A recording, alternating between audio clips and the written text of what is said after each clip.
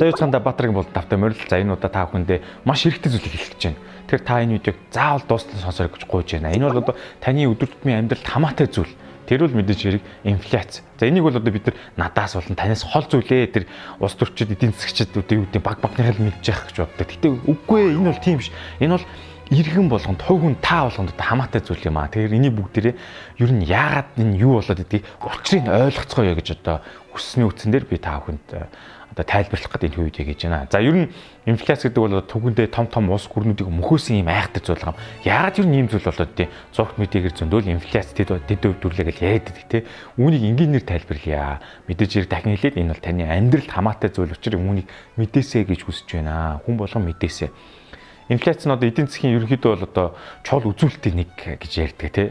За бас тухайн улсын эдийн засгийн давтартай байдал, мөнгөний ханшийн, уналт бараа бүтээгдэхүүн үйлчлэгээний үнийн өсөлт зэрэг одоо ерөнхийдөө тодорхойлдгоо гэж одоо сурах хүчит бичснээр бол ингэж ярьдаг. За энэ үеийн инфляцийг юу болгох вэ? Түүний үүс шалтгаан, за төрлөө дүр дагавар тий энэ зэргийг бод жишээнүүдээр тайлбарлахыг хичээнэ. Айгүй энгийнээр. Тэгэхээр та бүхэн бас сонсорой гэж гуйж байна. За мэдээж хэрэг инфляц ярихаар мөнгө яригдэн. Мөнгө бол одоо солилцооны хэрэгсэл гэдэг дээр бид нэр бүгдээрээ авч үзнэ. Түүхийн хугацаанд бол одоо бидний элбэг сайхан хангалуун амьдрал бол мэдээж хэрэг энэ одоо хүмүүс хоорондын арилжаа солилцоо худалдааны үндсэн дээр бий болсон байдаг. За тэгээд энд бол мөнгө бол зайлшгүй орж байгаа. Мөнгө бол одоо эрэлт нийлэгдээсээ хамаарат үн хэмжээний өөрчлөлт нь үнэн буурна, өснө, мөнгөний ханшиглаж шүү дээ. Эсвэл худалдаа авах чадвар нь сайжрна, муудна гэдэг ийм зүйлүүд байдаг. За тэгэхээр эндээс үүдээд ихэнх хүмүүс буруу ойлголт яваад байдаг. Энэ юу гэхээр мөнгө бол эдийн засагт цус шиг хэрэгтэй зүйл юм а гэж яригддаг. Цусны эргэлт бол одоо хүн бол цусны эргэлт гэж амьд байгаа шүү дээ. Тэрнтэй адилхан мөнгийг бол цусны эргэлт гэж ярьдаг. Гэвч яг үнэндээ бол эдийн засгийн эргэлт бол одоо бараа таваар үе дээр баялаг одоо үйлдвэрсэн бараа бүтээгдэхүүн энэ зүйлүүд бол яг цусны эргэлт чиг тийм хэрэгтэй зүйл байдаг. Харин мөнгө болохоор эднэрийг одоо арилжааны хэрэгсэл болгон одоо төлөөлж одоо солилцож байгаа зүйл шүү дээ. Тэгэхээр энэ одоо бас яг цусны эргэлт гэхээр бас нэг жаахан буруу ойлголт юм шиг тийм. За, инфляц бол одоо барааны өсөлт талдаа гэж хүмүүс ярьдаг. Бараа өсөнгүүт барааны одоо юмны үн нэмэгдэнгүүт хүмүүс инфляц нэмэгдлээ гэж яриад байдаг. Гэхдээ энэ үндэ бол мөнгөтэй холбоотой үзэгдэл байгаа. Ер нь бол их бараа үйлдвэрлэл нийлүүлэлт өсвөл одоо илүү их баялаг бүтээгдэгээд энийг бол бид тухайн ойлгомжтой мэдж байгаа шүү дээ. Их эд баялаг бараа материал бий болж юмны үн хямдраад хүмүүс одоо баян чинэлэг, хоолтой, байшинтай тэ юу гэдэг утгаараа таны хэрэгцээ хангагдаад илүү сайхан амьдрах нь шүү дээ. Тэгсэн чинь инфляц гэж нэг гарч ирэнгүүтээ одоо мөнгөний ханш унаад ч юм уу, барааны юмны үн нэмэгдлээ яриад байдаг. Тэгэхээр хэдүүлээ инфляцийн төрлүүдийг авч үзье л да. Инфляцийн төрлүүд гэх юм бол ерөнхийдөө одоо ерөнхий онлын төвшөнд гэх юм бол хэвийн инфляц гэж байгаа тийм. Энэ бол одоо creeping or mild inflation гэх англиэр ингэж байгаа. За хурдтай инфляц гэж байгаа. Тэр нь болохоор walking or moderate inflation гэж байгаа. За үүний дараагийнх нь хамгийн том нь болохоор бид нэр hyperinflation гэж яриад байгаа. Англиар hyperinflation гэж ярьдаг тийм. За ийм гурван төрөлтэй байгаа нь ерөнхийд нь шүү дээ. За одоо бүгдээрээ бодит жишээ авч ярив. Ковидын үеэр бол хүмүүсийн дансанд мөнгө хийсэн. Хүн болгонд 300 мянга лээ. Тэгээд нийт өнгөөр одоо хэдэн их найдын мөнгөнд өнгө яригдсан шүү дээ. Улсаараа гэ таргаад өгч гисэн, асгарчихсан. За тэгэнгүүтээ хүмүүс одоо мөнгөтэй болсон, бид нар одоо баялагтай болж байна. Гэтэр тийм их юм яригддаг. Мөнгө өгчөөр ингээд хүн амтан улс эдийн засаг сайхан болохгүй, харин эсвэргээрээ бараа таваар эд зүйлс үйлдвэрлээд тэн дээрээ нэмийн өртөг бий болгоод зарж борлуулад зах зээл нь яг өөрийнхөө урсгалаар явж иж баялаг үсгэж хувь хүн болгон иргэн баян болно гэж ойлгож байна. Тэгэхээр мөнгө өгтөө биш, арай өөрөөр гэж ойлгох нь шүү дээ. Мөнгө өгтөө гол нь биш байх нь шүү. За ингээд та бүхэн ер нь сайн ойлгоорой. Мөнгө бол зөвхөн түрүү хэлсэн арилжаа солилцооны хэрэгсэл юм а гэдгийг анхаарчих хэрэгтэй байгаа. За одоо ингээд дахиад төр засаг орох ч л дээ. Төрөөс их мөнгө нийлүүлэх юм уу эсвэл мөнгө тараах юм бол ер нь жоохон хэцүү.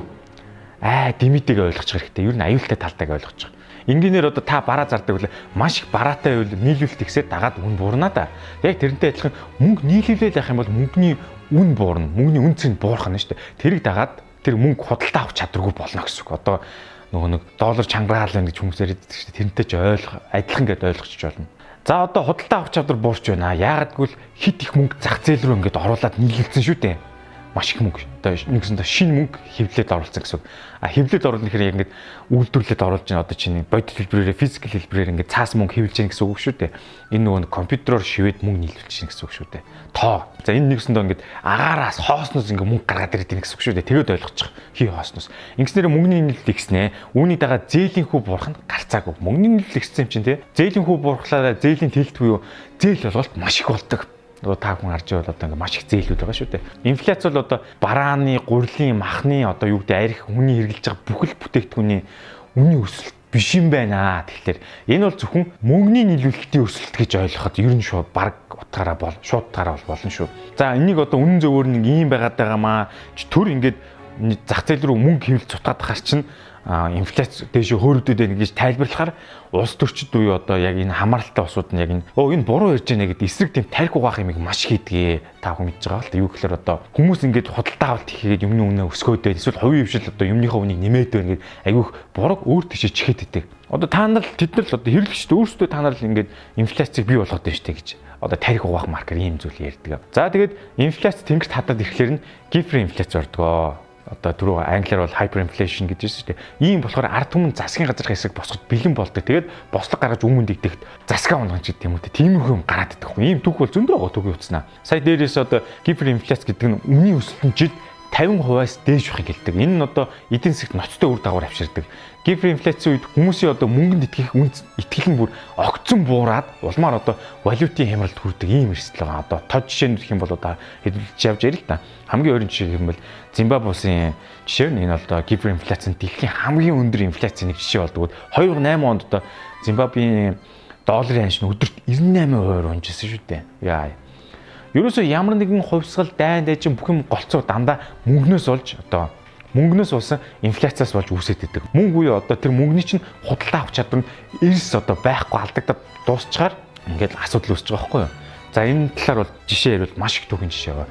За ганц жишээ аваа. Энэ бол Венесуэл бас байна. 2010 оны дунд үед одоо гиперинфляцид өртсөн энэ улс. Тэгээд 2018 он гэхэд инфляцийн түвшин 1 сая хувь төрсөн гэж боддоо. Тэгээд Венесуэлийн эдийн засгийг бүхэлдэн уналтанд оруулаад олон хүн одоо үндэсний валютаа алдаад та нар санаж байгаа зураг нь үүдэн штэ. Ингээд баахан тэргээр ингээд төрөө явж идэг амар том хідэн тэрбумаар. Тэр нь ямар ч үн цэнгүй. Тэгээд хүн амын дийлэх гэсэн ядуурлын түвшинд хүргэдэг. Өөр нэг жишээ хэм бол дэлхийн 1-р дайны дараа Германы эдийн засагт одоо гиперинфляц үүсчихсэн байхгүй тухай үед 1923 он баха. Германы инфляцийн түвшин маш өндөр болсон. Тэгээд 1 Америк доллартай 4.2 их найд Германы марк тэнцэжсэн. Одоо л евро болсон. Тухай үед бол германч марк гэдэг мөнгөнд дэвсгэртэй байсан. Тэгээ энийг бол одоо гиперинфляц нь германчуудын амьдралын түвшин үнэхээр доротуулж эдийн засаг нь маш их хямралт төрсөн байдаг. За ийм жишээ байна. За төрд мөнгө хийх хоёрхан арга байдаг. Төр мөнгө хийх нь шүү дээ. Эхнийг нь бол мэдээж яг татвар биш үү. Та биднээс татвар авах компани байгуулга иргэд аж ахуйн нэгжээс татвар авна. Татвараараа ерөнхийдөө төсөө бүрдүүлж санхүүжүүлж ажилтдаг татвар хураагаа тий. Ингээд татвар хурааж яхаар эндээс бол нэг инфляц бол үүсэж байхгүй л та. За хоёр дахь арга. Энэ бол хуйчлалтаагүй татвар. Энийг бол одоо бас инфляц гэдэг байгаа. Засгийн газар бол инфляциар асар их хэмжээний ашиг хийж мөнгө хийдэг. Тэр нь одоо ер нь засгийн газрууд ингэж ажиллах их дуртай л да. Засгийн газар яагаад дуртай вэ гэхээр инфляц болгож одоо мөнгө нийлэх чи шүү дээ. Тэгэхээр энэ засгийн газар өөрөө буруугүй уулзчих болохоор аюу гоё байдаг хөөхгүй дуртай тэд нар те. Яагаад тэгэхээр нэг бурууд нь иргэд болон хувийн хвшил руугаа чигчдэг. Та нар ингээд татвар төлөгчнөр тэгээд ингээд юм аваад юмны хүнийг улам өсгөөл л шүү дээ. Энэ чинь хүн авалгүй байдیں۔ Тэгснэ үйлдвэрлэж байгаа газрууд юмны хүнийг өсгөөд шүү. Энэ чинь тийм биш юм аа. За тэрийг хойш ярина. Голцсон хүмүүс дандаа мөнгө яаж зарцуулаад байна гэдэгт л анхаардаг те. Засгийн газар одоо мөнгүүдээ ер нь яаж ямар төсөл зарцуулав, ямар зам засав, юунд хэрэглэв те. Ямар компани тендер шалгаруулаа, ямар компани авсан энийг л ярилдаг ард иргэд. Тэгвэл энэ бол яг үнэндээ тийм чухал биш ээ хүмүүсээ. Гол нь тэр зарцуулж байгаа мөнгөний их усүр нь хаанаас гэдгийг л ойлгож хэрэгтэй. Тэр мөнгө хаанаас яаж авсан? Ямар хэсгээс бий болсон? Хинээс зээсэн? Мөнгө гаргаж байгаа биш, орж байгаа нь хамгийн чухал болоод байгаа. Тэгэхээр инфляц яаж бий болох нь гэхээр мэдээж хэрэг мөнгө хэвлэдэг. Мөнгө хэвлэх хэрэг нь зөвхөн тухайн улсын төв банкнд л байгаа шүү дээ. Одоо манайхаар бол Монгол банк гэсэн. Банк яаж шинэ мөнгө гаргаж ирдэг вэ гэхээр бүгдээр нэг хамгийн ойрын нэг жишээ авъя. За тэр нь болохоор хувь байна уу, уурхай байна уу, ямар нэгэн одоо үйл ажиллагаа явуулж байгаа ингээд алт ухнаа да. Тэнгүүд тэрийг зөвхөн хуулиндаа зөвхөн Монгол банк худалдаж авна гэсэн тийм хуультай байгаа. За тэгээд жил бүр одоо Монгол банкнд юу гэдэг 20-25 тонн ч юм уу алт одоо ингээд шудалдаж авч байгаа л тэр гэхдээ төгрөгөөр аав шүү дээ хүмүүсээ. Жишээ нь одоо би ингээд алт ухаад 100 кг алтаа боллоо. Алтаа тэгээ Монгол банкнд тушаалаа. Тэнгүүд Монгол банк миний дансанд 2 тэрбум төгрөг шилжүүллээ. Бэлэн амар том цүнхтэй ингээд мөнгө аваад гарна гэсэн үг шүү дээ. Компьютер дээр шууд тоо шивэл миний данс руу мөнгө оруулчихж байгаа байхгүй юу? Данснаас насны оронд. Тэгээ эн чинь одоо ингээд агаар дээрээс шинээр мөнгө биелчихэж байгаа байхгүй юу? Цоо шин мөнгө зах зээл рүү оруулж байгаа хамгийн гоё сонгогдох жишээ. За Монгол банк алт худалдаад авсан надаас. Тэгээ тэр алтайгаа цаашаа гадаад руу зараач ч юм уу, олон улсын зах зээлд арилжаан дээр орооч юм уу, валют болгоод өөртөө авчиж байгаа, доллар болгоо авчиж байгаа гэсэн. Та нараас одоо Монгол банк алт авахдаа төгрөгөөр л авна. Доллар өгөхгүй нөө. За энэ ингээд шин мөнгө бий болгож байгаа гэсэн үг. Бэлэн алт авах гээд ингээд хэвлэлцэн баахан эсгэлатанд агуулгатай мөнгө байж гэнэ гэсэн ойлголт биш үү те. Компьютертэй төрөний ярьдаг шиг ингээд мөнгө нийлүүлээд мөнгөний нийлүүлэлтийн зах зээлийг бий болгож байна гэж ойлгож байна. За ингээд инфляц ярихлаар зөвхөн долларлуулж ихтэй те. Сүүлийн одоо нэлээд хэдэн жил одоо доллартай харьцах төгрөгийн ханш бол 40%-аар унтсан шүү дээ. За тэгээ одоо шалтгааныг нь олцгоё. Яагаад төгрөгийн ханш унаад байна те? Тэгэхээр ингээд энд нэг юм болохгүй л байгаа юм те. Ер нь тэгээд бид нар ингээд алтаа зарцсан. Улс бол ингээд долларын нөөц зөндөө байна. Одоо улсын долларын нөөц тэдэн тэрбум байна гэж мэдээгээр ярьдаг те. Бид нар мөнгөтэй доллартай байгаад байна. Тэгсэн мөртлөө яагаад төгрөгийн ханш чинь унаад байна? За ойлгомжтой. Хит их төгрөг хевлээд бий болгоцсон. Компьютераар тоош юу зах зээл рүү сутгачж байгаа учраас энэ чинь одоо юу гэдэг те маш их мөнгө төгрөг нийлүүлэгдээд байгаа учраас төгрөгийн ханш чинь ингээд харьцах чадвар нь төгрөгийн худалдаа авах чадвар чинь л унаад байгаа гэсэн үг шүү дээ. Хамгийн өөрийн жишээ хэм бол ковидын жишээ байна. Ер нь бид нар санаж байгаатай маш их олон их найдын тоо яригдсан. Мэдээж тэгээд татвараас тэр мөнгийг бий болгосныг бол бас үгүй шүү дээ. Ковид үеэр ч одоо татврын хөнгөлөлт үзүүлээд татвар нэг бага аваад ирсэн шүү дээ. Одоо энэ чинь ингээд том дарга нар мэдээлэл хийж ярьж байгаа юм та. Тэр ковидын одоо тэр зарцуулсан их мөнгө ханаас үүссэн бэ гэхээр одоо юу гэдэг тараас мөнгө ч юм уу тийм.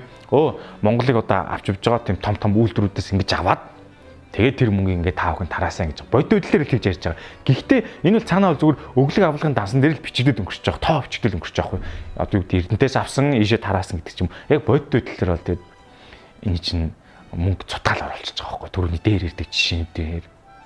Ер нь тэгээд гаднаас ч юм уу үр зээл тавиа ч юм уу дотоодоосоо зээл нүү бонд аавн уу ямар нэгэн байдлаар халамж тараасан л бол энэ мөнгөний нийлүүлэлтийг зах зээл дээр ингээд өсгөө томруулаад байгаа гэсэн. Тэр утгаараа дахиад инфляцид нөлөөлнө гэсэн. Тийм учраас одоо ковид бол хамгийн их нөлөөсөн зүйлийн нэг одоо хүчин зүйл байгаамаа.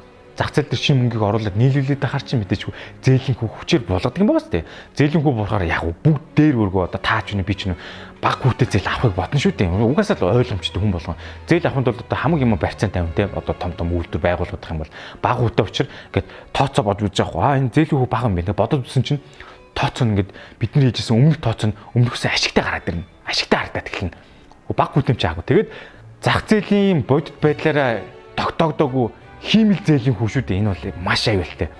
Тэгэхээр одоо хүмүүс тооцоогод буруу хөрөнгө оруулалт, буруу зээл аваад буруу хөрөнгө оруулалт хийгээд энэ тэгээд үнэндээ зээлийн тэлэлт явагдаад байгаа гэсэн. Тэгэхээр улам л өрөнд орно. Улам хямдхан юм хэрэглэх гээд бензин тоос, гурил, мах, цэм юу гэдэг энэ бүгдүүдийг хүмүүс улам л хямдхан болно гэд зээл аваад тэрнгээр үйлдвэр байгуулчихж байгаа одоо компаниуд ч юм уу тийм. Гэвч юмны үн харин эсрэгээр улам өсөд идэг. Тэгэхээр энэ одоо юу гэж нэхээр зээлийн тэлэлт буюу мөнгөний буруу залцуулалт болж ирэх гэсэн. Яг л зээлийн хүүг албаар доош нь болгочихж байгаа шүү дээ бүгд нэр ойлгоё те. Тэгэхээр эн чинь зах зээлийн эрүүл зарчмаараа тогтоогоогүй одоо юу гэдэг хүчээр болгоцсон зээлийн баг хүүтэйг гэсэн. За ингээр одоо явцнууд нөгөө төслүүд чинь хаагдана, юмны үн дахиад нэмэгдэнэ, төслүүд хаагдахаар яд хүмүүс ажилгүй болно, ажилгүйд л нэмэгдэнэ. Нэг юм чөтгөрийн дээр үүсээд байгаа байхгүй. Одоо өрнөл дампуурал буюу өрнөл дампуурал гэж ярьдаг те. Тэгэхээр энийг нөгөө англиар нь boom and bust cycle гэж нэрлэдэг. Та нар Google-д хайгаад үзээр энийг тайлбарлсан гэж зөндөө график зураг л байгаа. Товчхондоо ер нь ийм зүйл болоод байгаамаа. Тэгэхээр эцсийн хариулт одоо тэгээд үүнийг яаж шийдэх ёстой юм бэ? Яавал төгрөгийн ханшин тогтвортой болох юм бэ? Ийм асуудал байгаа. Тэгэхээр одоо явж мөнгөний нийлүүлэлтэн дээр л очиод байна л та. Хамгийн гоё шийдэл болохоор ерөнхийдөө одоо нөгөө эдийн засгийн онлын хувьд ч тийм. Австри эдийн засгийн сургуулийн онл гэж ярьдаг. Энэ болохоор тийм яг энэ эдийн засгийн онлыг гаргаж ирсэн Австри эдийн засгчдаар нэрлээд Австри эдийн засгийн онл гэдэг нэг тийм нэршил гараад ирсэн байгаа байхгүй. Гэхдээ энийг бол ерөөхдөө их газар одоо үзэж чаддаггүй те ад үздэг тийм онл юм шиг байгаа. Тухайн төгрөгийн ханш суларж байгаа энэ ямар зохицуулах хариулт нь юу юм бэ гэхээр сайн ярьдаг одоо эдийн засгийн онлоор бол хувь хүн болон байгууллага болгон хоримтлалтай байх хэрэгтэй болоод байгаа байхгүй. Хувь хүн ч бай байгууллагч бай хоримтлалтай л байх хэрэгтэй. Хоримтлалтай нь уялдаж зээл олох гэдэг байгаа. За бодъё л доо. Одоо чинь би хадгаламжтай тэдэн дөрөвний хоримтлалтай тэгвэл зээл авах тоо. Чиний хоримтлал хэд юм уу? Энд чинь тохирсон зээл өгөө гэдэг ч юм уу. Энэ ингээд жинхэнэ эрүүл харилцаагаа байхгүй баланслаад. За хоримтлал яаж үсэх вэ? Мэдээж хэрэг хувь хүн ч бай бизнес ч бай өндөр ашигтай байж л хоримтлалтай болно шүү дээ. Өндөр ашигыг яаж хийдэг юм гэхээр одоо зах зээл дээр энэ барааны хэлэлт чинь их байжж бүтээгдэхүүний ханшин дээш доошо өөрийнхөө зах зээлийн жамаар үнэ тогтоож иж тэгээд сайн ашигтай ажиллах нь шүү дээ. За тэгээд таны ч байгуулагч хувийн дээр үүссэн энэ хоримтлал дээр чинь судалж үзэж хагаад одоо суурилж гэх юм да банкуд байгууллага компанид зээл олвол асуудал арай дээр тийш нөгөө ярьсан чөтгөрийн тойргоос гарах магадлал ихсэн. За магадгүй төгрөгийн ханш тогтвортой болоод инфляци буурах ч юм уу лээ те. Доллартай харилцах ханшин бүр ингээд чангараад ирвэл бид нар ч гэсэн гоё шүү дээ тийм. Гэвч энэ бодит байдлыг биелэлээ олох маш хэцүү. Бараг хэцүү дээ. Ер нь худлаа да. Яагаад гэхээр засгийн газраас үн тогтворжуулах одоо юу гэдэг хөтөлбөрч гэдэг юм уу те үн хянаж гэдэг юм уу тиймэрхүү бий оддаг. Нөө зах зээлийнхээ журмаар үн чин дээшээ өсөөд үнэтэй ч гэдэг юм уу тэгээд дахиж буурдаг ч юм ингээд тогтворжоод өөрөө үнэ тогтоох зүйл засгийн газраас тэр хянаж байгаа байхгүй. За үнийг тэдээс тэд барина. Ард иргэдийн амьдрал хэцүү. Тийм учраас барина гэд. Тэгээд инхээр ингээд юм алдагдаад завхарч ерөөсө болохгүй болчихж байгаа. Компаниуд ч одоо бизнесийн зарчмаар ашиглаж чадахгүй учраас төрөний дээр идэг нөө нэг хямд хүртээ зээлж тэр зээлийг аваад ямар ч идэхгүй за бид нар ингээд амьдарч өдөө шинэ юм баялаг бүтээх сонирхолгүй болчих жоохгүй хувь ч гэсэн зээл аваадахаар тийм байхгүй шүү дээ. Ер нь учир нь тэгээд эндээ л байгаа явж гол учир нь. За тэгээд энэ чөтгөрийн дөрөөс хамгийн их хордог хүмүүс нь ингийн иргэд та бид нар хамгийн их ашиг эдэн банк. Хин хамгийн дөрөв тэр хямд их усүртэй зээл гар хүрэн тэр хүн л одоо ашиг авна. Одоо банк бол угаасаа бүх зээлүүд банкар л дамжиж байгаа ч банк л төрөл хөрнө ойлгомжтой. Тэгээ банк бол эндээс ашиг олох нь угаасаа бизнесийн зарчмаар ойлгомжтой. Энд бол банкыг буруутгах ямар ч асуудал байхгүй. Банк хүүгээ аавна тийм эн чинь угаасаа л байх ёстой зүйл. Банк чинь зээлээ гаргана, хүмүүс зээлээ аавна, байгууллага зээл аавна, тэрийгэ бүтээгдэхүүн болгон нэмэн үртгэж шингээ зарна. Ингэж явсаар мөнгө чинь 4 5 хэдэд эргэлцээрээд хамгийн сүүлд ард иргэдээр өчин тэгэхэд яг ард иргэд нөгөө нэг тэр мөнгийг хэрэглэхэд юмын үн чинь нэмэгдсэн байдаг байхгүй. Одоо цалин авч байгаа хүмүүс тийм. Тэгээд эндээс үсэд баян ядуугийн ялгаа асар их болоод одоо зааг нь үсэд улс орн ер нь хуваагдчих тогтворгүй болдог түүхтэй байгаа. Хүмүүс ер нь ярьдаг үстэй тий. Тэр жил би номингоос 100 мянгад одоо тор дүүрэн юм авлаа аваад гардаг ус. Одоо тэгсэн чи яасан талдан ч өрөхгүй юм авлаа гэ тий. Юмны үн айхтар өсөж хэлдэг. Гэхдээ яг үндэ бол юмны үн өсөд байгаа ш. Инфляц чинь ингээд өсөд хит их мөнгө хевлээд тараагаад зах зээлдээ нийлүүлээд байгаа учраас энэ зүйл болоод байгаа маа гэдгийг та бүхэн ойлгож байгаа. Үндэ одоо манай улсын инфляц хэд вэ гэгээд Монгол банкны сайтаар ороод харахаар энэ оны эхний улиралд 6% хиттэй жилээ. Тэгээд одоо 2 дугаар улиралдаа 7.2% байгаа та гэж таамаглаж байна гэл тийм ингээд паперууд ингээд тавилцсан байгаа байхгүй. Гэхдээ яг бодит байдлаар энэ тоо яг үнэн үү гэхээр бас хэцүү. Яг 7.2-тэй ч юм уу инфляц байхад манай ингээд мөнгөний харьцах ханш чинь ингээд худалдаа авч чадчих амар сул аваад байгаа хэвээр. Тэгээ юмны үн өндөр үүдэг те юм мөнгөөр юм авахар өмтөөс баг юм амжина гэдэг байгаа. Энэ жишээ ингээ харьцуулж байгаа. Тэгээд энэ дээр бол одоо нийт хүмүүсийг аюух мунхруулж байгаа те. Янз бүрийн статистик тоомоо ингээл сангийн амн тайлбарладаг ч юм уу те. Ингээ ийм учраас ингээд инфляц юм байгаа маа гэх. Тэгээд хүмүүс ингээд мэдээгээр янз бүрийн юм тайлбарлаад ярьцдаг. Тэгэхээр хүмүүс нь аанлаа зэгэл итгэждэг. Нийт масс мэн. Тэгээ ихэнх одоо бизнесийн сургууль одоо Кенси онлыг заадаг ийм суурьтай байдаг. Кенси онл бол одоо энэ зах зээлд мөнгө нийлүүлэх жоохон дэмжих талдаа л он шүү дээ. Ер нь сая ярьсан одоо яг миний ярьж байгаа энэ кейс одоо юу гэдэг нь те Австрийн эдийн засгийн сургуулийн онл гэж ярьдаг. Энэ талын имийг ярих юм бол Кенси онлын суурьтай ихэнх сургууль зааж байгаа учраас энэ онлыг үзсэн хүмүүс бүгд энийг тэнэг буруу мэтэр одоо ярьдаг. Мангар юм ярьлаа гэдгээр дууддаг ийм ороо байгаа. За яг сая ярьсан жишээ бол зөвхөн Монголд биш ээ. Зөндөө олон улс орнууд ч гэсэн юм байдаг. Америк, Европ ч гэсэн мөнгийг яаж бий болгодог гэхээр төв банкныхын захирал компьютерийн кейбордоор хэдэн тоо ширэл за тэдэнд их 80 тоо дүн гэж шивэл тэгэл хов осноос мөнгө болвол тэгэл энэ инфляцийг үсгэл маш хэлбэрхэн. Ингээл мөнгөний ивэлтийг их болгол оруулчихж байгаа зах зээл рүү. Бүх цаг үед төр бол хамгийн муу менежер гэж нэг үг өгдөг шүү дээ тий. Бизнест оролцохгүй байх юм бол бизнес аяндаа бүх юм гоё сайхан болол явчихна. Төр оролцоод байгаа юм бол энэ жоохон эвгүй одоо үн тогтоохч гэдэг юм тий. Тэгэхээр төр бол одоо нийгмийн бүтцийг тодорхойлж өгдөг, нийгмийн бүтцийг зохион байгуулдаг юм газар шүү дээ. Харин бизнес рүү ороод байгаа энэ учир нэг жоохон жаггүй болоод байгаа шүү дээ. Үнэж тогтворжуулах гэсэн тий. За тэгэхээр хамгийн эцэст нь хэлэх юм бол та бүхэн одоо инфляц гэдэг бол бид бүхэн надад танд чамд тэ ах トゥ бид бүхэнд хамаатай гэдэг бол энэ видеоос ойлгосон байхаа гэж найдаж байна. Юу н процесс яаж болоод байгаа юм. Хаяа. За ингээд эцэст нь хэлэх зүйл бол чөлөөт эдийн засаг минь чи хаана байна вэ? Баяртай.